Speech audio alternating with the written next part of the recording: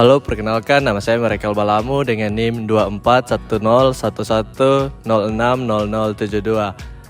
dari program studi Sistem Informasi kelas C.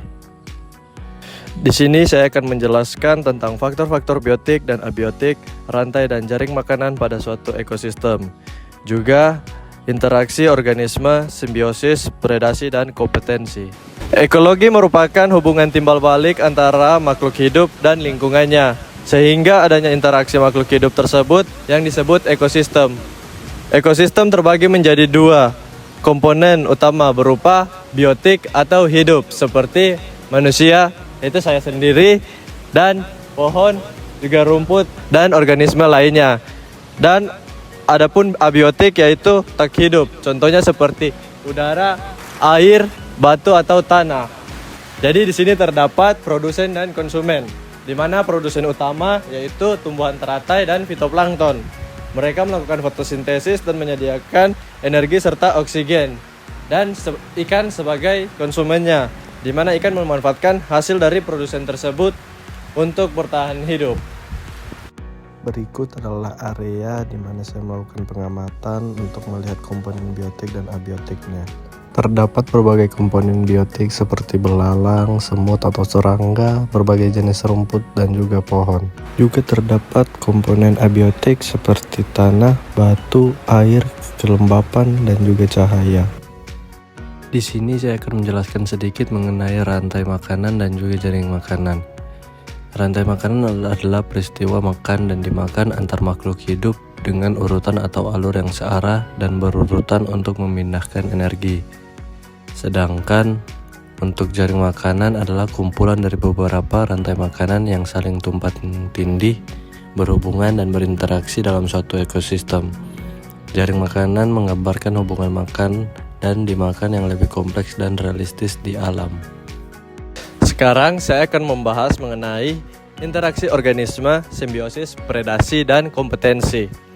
Populasi dalam suatu komunitas saling berinteraksi. Interaksi ini ada yang sangat erat, kurang erat, dan tidak jelas terlihat. Sebagian besar interaksi antar spesies melibatkan makanan, tetapi juga ada faktor lain. Interaksi di antara populasi yang berbeda sangat bervariasi dan kompleks. Secara umum, interaksi antar spesies dapat dikategorikan sebagai simbiosis, predasi atau predatory, dan kompetisi. Simbiosis dapat dibedakan menjadi simbiosis mutualisme, komensalisme, dan parasitisme. Jenis simbiosis. Simbiosis mutualisme adalah hubungan yang saling menguntungkan antar makhluk hidup. Contohnya saja lebah yang membantu penyerbukan bunga. Kemudian simbiosis komensalisme yaitu hubungan satu makhluk hidup diuntungkan tanpa merugikan lainnya. Contohnya kerbau dan burung sawah. Dan simbiosis parasitisme yaitu hubungan di mana satu makhluk hidup diuntungkan, yang lain dirugikan. Contohnya kutu yang hidup pada hewan. Ini merupakan simbiosis parasitisme, di mana tumbuhan pakunaga menempel pada tumbuhan palma putri yang mengakibatkan kerugian pada tumbuhan palma putri karena tumbuhan pakunaga menyerap nutrisi dari tumbuhan palma putri.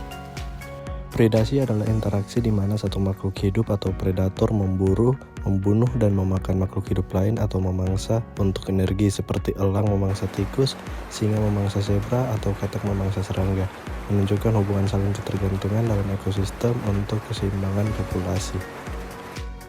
Kompetisi adalah interaksi antar organisme yang saling bersaing untuk memperebutkan kebutuhan hidup yang sama yang jumlahnya terbatas. Persaingan ini biasanya merugikan kedua belah pihak. Sekian video dari saya. Jika ada salah kata atau kekurangan mohon dimaafkan, dan semoga video ini bermanfaat bagi kita semua. Terima kasih.